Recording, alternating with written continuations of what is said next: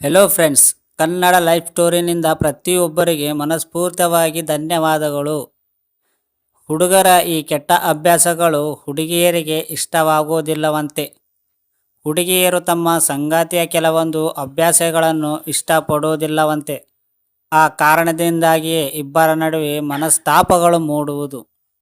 ಪತಿ ಪತ್ನಿ ಅಥವಾ ಪ್ರೇಮಿಗಳ ಸಂಬಂಧದಲ್ಲಿ ಕೆಲವೊಂದು ವಿಷಯಗಳು ಬಹಳ ಮುಖ್ಯವಾಗಿರುತ್ತವೆ. ಅವಳಿಗೆ ಕಡೆಗೆ ಗಮನ ಕೊಡದಿದ್ದರೆ ಸಂಬಂಧಗಳು ಹಾಳಾಗಬಹುದು. ನೀವು ಜೀವನದಲ್ಲಿ ಎಂದಿಗೂ ಒಂಟಿಯಾಗಿರಬಾರದು ಮತ್ತು ನಿಮ್ಮ ಸಂಬಂಧವು ದೀರ್ಘಕಾಲ ಉಳಿಯಬೇಕೆಂದು ನೀವು ಬಯಸಿದರೆ ನಿಮ್ಮ ಕೆಲಸ ಅಭ್ಯಾಸಗಳನ್ನು ನೀವು ಬದಲಾಯಿಸಿಕೊಳ್ಳಬೇಕಾಗುತ್ತದೆ. ನಿಮ್ಮ ಸಂಗಾತಿ ನಿಮ್ಮ ಕೆಲವು ಅಭ್ಯಾಸಗಳನ್ನು ಇಷ್ಟಪಡುವುದಿಲ್ಲ, ಅದು ಜಗಳಕ್ಕೆ ತಲುಪಬಹುದು. ಹಾಗಾಗಿ ನೀವು ಕೆಲವೊಂದು ಅಭ್ಯಾಸಗಳನ್ನು ಬದಲಾಯಿಸಬೇಕಾಗುತ್ತದೆ. ಸಂಗಾತಿಗೆ ಸ್ಪೇಸ್ ನೀಡಿ. ಹೆಣ್ಣು ಮಕ್ಕಳಿಗೂ ಅವರದ್ದೇ ಆದ ಜೀವನವಿದೆ. ಅವರ ಸ್ನೇಹಿತರು ಅಥವಾ ಸಂಬಂಧಿಕರಿರುತ್ತಾರೆ. ಅಂತಹ ಪರಿಸ್ಥಿತಿಯಲ್ಲಿ ಅವರಿಗೆ ಯಾವಾಗಲೂ ಸ್ಪೇಸ್ ನೀಡಬೇಕು. ಏಕೆಂದರೆ ಪ್ರೀತಿಯಲ್ಲಿ ಬಿದ್ದ ನಂತರ ಹೆಚ್ಚಿನ ಪುರುಷರು ತಮ್ಮ ಗೆಳತಿಯರು ದಿನವಿಡೀ ತಮ್ಮೊಂದಿಗೆ ಫೋನ್ನಲ್ಲಿ ಮಾತನಾಡುತ್ತಿರಬೇಕು ಅಥವಾ ಚಾಟ್ ಮಾಡುತ್ತಿರಬೇಕು ಎಂದು ಬಯಸುತ್ತಾರೆ. ಅಂತಹ ಸಂಬಂಧದ ಅವರನ್ನು ಉಸಿರುಗಟ್ಟಿಸುವಂತೆ ಮಾಡುತ್ತಾರೆ. ಹಾಗಾಗಿ ಅವರು ಅದರಿಂದ ಹೊರಬರಲು ಪ್ರಯತ್ನಿಸುತ್ತಾರೆ. ಕೋಪಿಸಿಕೊಳ್ಳುವುದು. ಕೆಲವು ಪುರುಷರ ತಮ್ಮ ಸಂಗಾತಿಯ ಮೇಲೆ ಎಲೆಯೆಂದರಲ್ಲಿ ರೇಗುತ್ತಾರೆ. ಅವರ ಮೇಲೆ ಕೋಪಗೊಳ್ಳುತ್ತಾರೆ, ಬಯಸುತ್ತಾರೆ. ಇದನ್ನು ಸಂಗಾತಿ ಇಷ್ಟಪಡುವುದಿಲ್ಲ.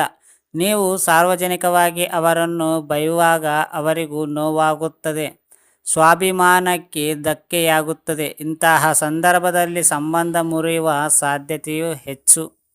ಸಂಗಾತಿಯನ್ನು ಅನುಮಾನಿಸುವುದು. ಸಂಬಂಧದಲ್ಲಿ ಸಂದೇಹವಿದ್ದರೆ ಅದು ಹೆಚ್ಚು ಕಾಲ ಉಳಿಯುವುದಿಲ್ಲ.